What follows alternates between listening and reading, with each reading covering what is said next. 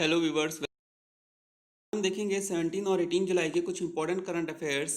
तो चलिए शुरू करते हैं आज का वीडियो। सबसे पहला पॉइंट कह रहा है, किस अंतर्राष्ट्रीय संगठन ने the state of food security and nutrition in the world शीर्षक से एक रिपोर्ट जारी की है। तो यह रिपोर्ट हमेशा जारी की जाती है संयुक्त राष्ट्र के द्वारा, और जैसा कि आप देख पा रहे होंगे इमेज में, यह इस बार 13 जुलाई 2020 को जारी की गई है। इस रिपोर्ट में बस यही बताया जाता है कि किस देश में कितने परसेंट लोग फूड इनसिक्योर हैं। जैसा कि आप यहाँ पर देख पा रहे होंगे, सबसे कम अगर हम परसेंटेज वाइज बात करें तो नॉर्दर्न अमेरिका और यूरोप में लोग जो हैं वो फूड इनसिक्योर हैं, और सबसे ज़्यादा परसेंटेज वाइज अगर हम देखते हैं तो वो अफ्रीका में है। जो रेड डॉट है वो आपको दिखा रहा है कितने लोग फूड इनसिक्योर हैं। जो ऑरेंज कलर या येलो कलर आपको दिख रहा है इमेज में, वो ये बता रहा है कि कितने लोग मॉडरेट और सेवर फूड इनसिक्योर हैं। ग्रीन जो है वो ओवरऑल पॉपुलेशन को कवर कर रहा है। तो आप यहाँ पर देख पा रहे होंगे, सबसे कम अमेरिका और नॉर्दर्न अमेरिका में लोग फूड इनसिक्योर हैं, और सबसे ज़्यादा फूड इनसिक्योरिटी कहाँ पर है? अफ्रीका में। एशिया भी बहुत पीछे नहीं है। इसके बाद हम देखते हैं अपनी नेक्स्ट न्यूज़, या इसी को थोड़ा डिटेल में देखते हैं। संयुक्त राष्ट्र ने हाल ही में FAO, यूनिसेफ, IFAD और WFP द्वारा संयुक्त रूप से तैयार the state of food security and nutrition in the world शीर्षक से एक रिपोर्ट। इस रिपोर्ट के अनुसार भारत में कुपोषित यानी कि फूड इनसिक्योर, जिन लोगों को प्रॉपर न्यूट्रिशन नहीं मिल रहा है, ऐसे लोगों की संख्या 2004-06 में 249.4 मिलियन से गिरकर यानी कम होकर 2017-19 में 189.2 मिलियन रह गई है। इस रिपोर्ट के अनुसार भारत में मोटापे के स्तर में वृद्धि हुई है। भारत और चीन एकमात्र एशियाई देश हैं जिन्होंने कुपोषित लोगों की संख्या में कमी की सूचना दी है। इसके बाद हम देखते हैं अपनी अगली न्यूज़। अगली न्यूज़ कह रही है, किस देश ने high speed wireless 5G network से हुआवे पर प्रतिबंध लगाने का निर्णय लिया है। हुआवे जो कि चाइना की कंपनी है, हमें पता है। इस पर यूरोपियन देश और स्पेशली अमेरिका और अन्य यूरोपीय देश प्रतिबंध लगा रहे हैं। ट्रेड वॉर पहले से ही चल रही थी अमेरिका के साथ, और अब यूरोपीय देश भी इसमें कूद गए हैं। तो यूनाइटेड किंगडम के प्रधानमंत्री बोरिस जॉनसन, जैसा कि आप इमेज में देख पा रहे होंगे, उन्होंने घोषणा की है कि देश चीनी प्रौद्योगिकी दिग्गज हुआवे को देश के 5G नेटवर्क से 2027 तक प्रतिबंधित करने जा रहा है। अमेरिका और चीन के बढ़ते तनाव के बीच इस खबर की घोषणा की गई है। इसके बाद हम देखते हैं अपनी अगली न्यूज़। ब्लूमबर्ग बिलियनियर्स इंडेक्स के अनुसार कौन सा भारतीय दुनिया का छठा सबसे अमीर व्यक्ति बन गया है? तो आपको पता है, भारत के सबसे अमीर व्यक्तियों में मुकेश अंबानी जी ही आते हैं, जो वॉरेन बफेट, सर्जन ब्रायन को पीछे छोड़कर और इलॉन मस्क को भी पीछे छोड़कर 5वें नंबर पर आ गए हैं, संयुक्त रूप से स्टीव बॉलमर के साथ। रिपोर्ट क्या कहती है? ब्लूमबर्ग बिलियनियर्स इंडेक्स के अनुसार रिलायंस इंडस्ट्रीज के अध्यक्ष मुकेश अंबानी हाल ही में दुनिया के छठे सबसे अमीर व्यक्ति बन गए हैं। मुकेश अंबानी ने हाल ही में इस स्थिति तक पहुंचने के लिए स्पेस एक्स के साथ संस्थापक इलॉन मस्क और अल्फाबेट के सह संस्थापक सर्गेई ब्रिन और लैरी पेज को पीछे छोड़ा है। पिछले हफ्ते उन्होंने वॉरेन बफेट को भी पीछे छोड़ दिया था।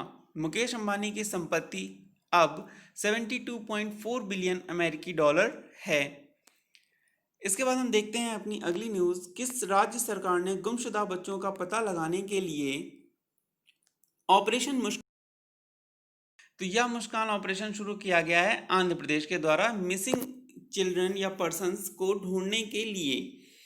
आंध्र प्रदेश राज्य सरकार के अधिकारियों ने गैर सरकारी संगठनों NGOs के साथ मिलकर राज्य में ऑपरेशन मुस्कान शुरू किया।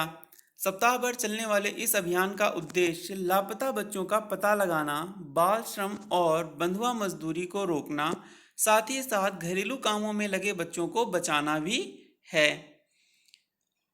अगला पॉइंट कह रहा है, किस देश में बास्तील दिवस समारोह मनाया जाता है? तो हमने पता है, अगर क्लास 9th और 10th में आपने हिस्ट्री ध्यान से पढ़ी होगी तो आपको याद होगा, फ्रांस की क्रांति 1789 में हुई थी, और इसकी शुरुआत जो है, सिग्निफिकेंट इवेंट जो है वो बास्टाइल, फॉल ऑफ बास्टाइल माना जाता है। बास्टाइल जो है वो फ्रांस की फोर्ट्रेस प्रिजन थी। फोर्ट्रेस प्रिजन मतलब किले की जेल थी, और ये वहाँ के राजा, तत्कालीन राजा लुइस 16 की शक्ति का प्रतीक मानी जाती थी। लेकिन 14 जुलाई को जब रिवॉल्यूशन स्टार्ट हुआ तो बास्टील पर हमला करके उसे तहस नहस कर दिया गया और सारे पॉलिटिकल प्रिजनर्स को भी छुड़ा लिया गया था। इसी को याद रखने के लिए बास्टील दिवस हर वर्ष 14 जुलाई को सेलिब्रेट किया जाता है as a French national day. France अपने राष्ट्रीय दिवस बास्टील दिवस को हर साल 14 जुलाई को मनाता है। 14 जुलाई 1789 को बास्टील किले की घटना की याद दिलाता है, जो फ्रांसीसी क्रांति में एक महत्वपूर्ण मोड़ था। कोविड-19 महामारी के संकट के कारण देश ने एक समिति समारोह मनाया, क्योंकि ऐतिहासिक वार्षिक सैन्य परेड को 1945 के बाद पहली बार बंद किया गया है। 1945 में क्यों बंद किया गया था? क्योंकि वो सेकेंड वर्ल्ड वॉर का टाइम था। उसके बाद पहली बार ऐसा हुआ है कि यह परेड नहीं हुई है। अगला प्रश्न कह रहा है, किस भारतीय राज्य में मास्क पहनने के लिए लोगों से आग्रह करने के लिए रोको टोको अभियान शुरू किया जा रहा है? तो यह अभियान शुरू किया जा रहा है मध्य प्रदेश में। देख पा रहे होंगे वहाँ के सीएम शिवराज सिंह चौहान जी। कोविड-19 महामारी का मुकाबला करने के खिलाफ अपनी लड़ाई में मध्य प्रदेश सरकार आगामी दिनों में रोको टोको नाम से एक अभियान शुरू करेगी। यह अभियान उन लोगों पर केंद्रित होगा जो मध्य प्रदेश राज्य में मास्क नहीं पहन रहे हैं। जिन्होंने मास्क सार्वजनिक स्थानों पर नहीं पहना है, उस व्यक्ति से मास्क की कीमत के एवज में 20 रुपए का शुल्क लिया जाएगा। जागरूकता अभियान है एक तरह से ये। 20 रुपए शुल्क कोई बहुत बड़ा पेनल्टी नहीं है। अगला पॉइंट देखते हैं, किस देश ने अंतर्राष्ट्रीय हवाई यात्रा को फिर से शुरू करने के लिए द्विपक्षीय एयर बबल यानी वायु बुलबुले तंत्र बनाने का निर्णय लिया है? तो यह निर्णय लिया है भारत ने। जैसा कि आप देख पा रहे होंगे, केंद्रीय मंत्री हरदीप सिंह पुरी जी ने घोषणा की है कि 16 जुलाई को एक प्रेस कॉन्फ्रेंस में इन्होंने घोषणा की कि द्विपक्षीय एयर बबल्स कोविड-19 महामारी के बीच अंतर्राष्ट्रीय यात्रा को फिर से शुरू करने का तरीका होगा। यह जो निर्णय लिया गया है, यह फ्रांस, जर्मनी और यूनाइटेड किंगडम देशों के साथ मिलकर लिया गया है। 3 देश हैं, याद रखिएगा, फ्रांस, जर्मनी और यूनाइटेड किंगडम। अगला पॉइंट कह रहा है, भारतीय रेलवे का लक्ष्य कितने वर्षों में पूरी तरह से विद्युतीकृत यानी इलेक्ट्रिफिकेशन होना है? तो यह लक्ष्य तय किया गया है अगले 3.5 साल के लिए। और यह जो सिनेरियो है या यह जो कार्यक्रम है, यह प्रधानमंत्री जी के one world one sun one grid अभियान से भी जुड़ा हुआ है, इसीलिए यह इम्पोर्टेंट है। भारतीय रेलवे अगले 3.5 वर्षों में 100% विद्युतीकरण की ओर बढ़ेगा, यानी कि डीजल इंजन जो है अब आपको देखने को कम मिलेंगे। रेल मंत्री पीयूष गोयल ने 16 जुलाई 2020 को भारतीय उद्योग परिसंघ CII द्वारा आयोजित एक कार्यक्रम में संबोधित करते हुए घोषणा की। मंत्री जी ने कहा कि 2030 तक प्रत्येक भारतीय नागरिक होगा दुनिया के सबसे बड़े स्वच्छ रेलवे का एक प्राउड ओनर। अगला पॉइंट कह रहा है, 15 जुलाई 2020 को दुनिया के शीर्ष व्यापार मैग्नेट और राजनेताओं का कौन सा सोशल मीडिया पेज हैक हो गया? तो ये न्यूज़ बहुत ज़्यादा सुर्खियों में थी, क्योंकि बहुत बड़े बड़े लोगों का ट्विटर अकाउंट हैक हुआ है और बदले में उनसे बिटकॉइन की डिमांड की जा रही थी। क्या है पूरी न्यूज़ देखते हैं। कथित बिटकॉइन घोटाले में दुनिया के कुछ शीर्ष व्यापारिक मैग्नेट, राजनेताओं और मशहूर हस्तियों के ट्विटर अकाउंट हैक कर लिए गए हैं। कुछ खातों में कौन से लोग आते हैं? पूर्व अमेरिकी राष्ट्रपति बराक ओबामा। अगर आप इमेज में नीचे देख पा रहे होंगे तो आपको इनकी इमेज भी दिख जाएगी। बराक ओबामा, माइक्रोसॉफ्ट के सह संस्थापक बिल गेट्स, टेस्ला के CEO एलोन मस्क, अमेजन के CEO जेफ बेजोस और डेमोक्रेटिक अमेरिकी राष्ट्रपति पद के उम्मीदवार इस बार के जो हैं हमारे जो बिडेन। इनके अलावा माइकल ब्लूमबर्ग और सेलिब्रिटी किम कार्दाशियन और काइने वेस्ट भी शामिल हैं।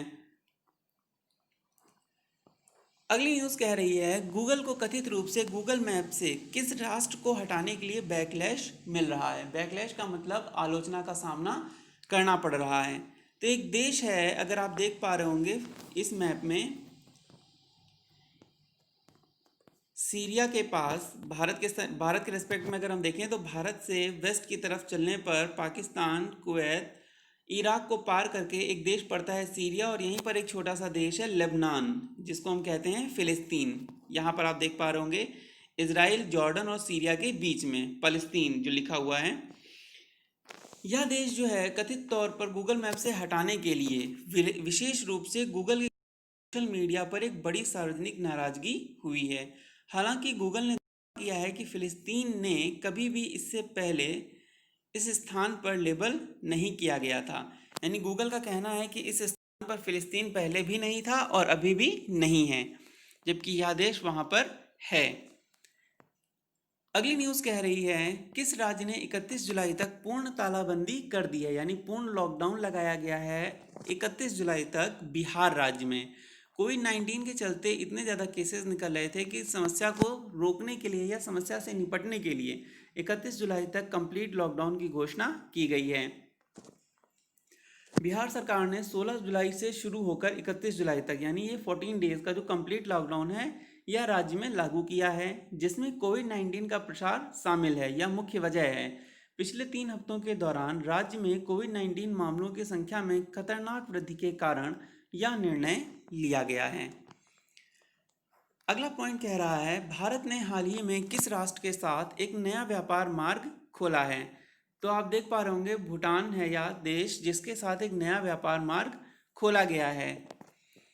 पूरी न्यूज़ कह रही है कि भारत और भूटान ने 15 जुलाई 2020 को a new trade route open किया है between Jaigaon in West Bengal and Pasakha in Bhutan.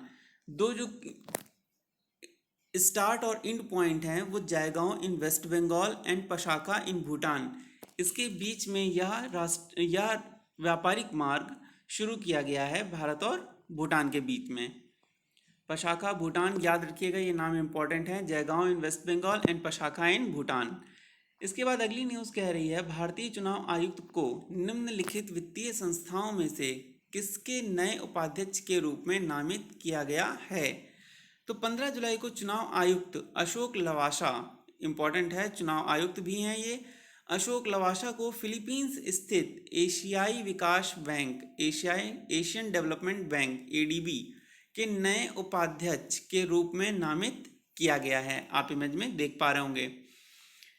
इसके बाद अगला प्रश्न कह रहा है, किस राष्ट्र ने चाबहार जायदान रेलवे परियोजना से भारत को छोड़ने के दावों से इनकार किया है।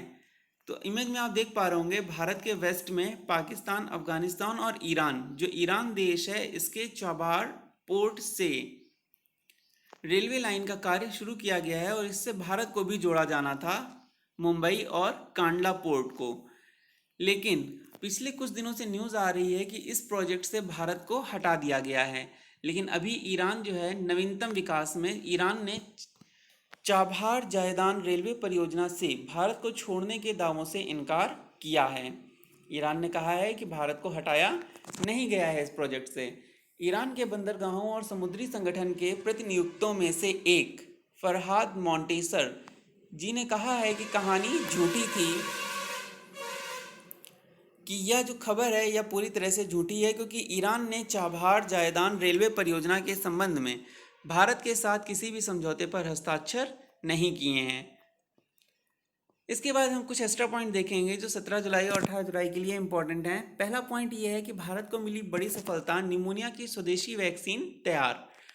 नाम याद रखिएगा, कभी कभी नाम पूछ देते हैं। डीजीसीआई ने आंकड़ों की समीक्षा की और इसके बाद न्यूमोकोकल पॉलीसैकेराइड कॉन्जुगेट टीके PCV13 को बाजार दे दी है और यह पूरी तरह से स्वदेशी वैक्सीन है, इसलिए यह इंपॉर्टेंट है। अगला पॉइंट कह रहा है, अगला और आखिरी पॉइंट कह रहा है कि इसरो को मिली बड़ी सफलता। मंगलयान ने भेजी मंगल ग्रह के सबसे बड़े चंद्रमा की तस्वीर। जैसा कि आप देख सकते हैं, इसरो ने यहाँ पर ट्वीट करके इमेज भी शो किया है। A recent image of mysterious moon of Mars Phobos as captured by India's Mars orbiter mission. Image आप देख पा रहे होंगे।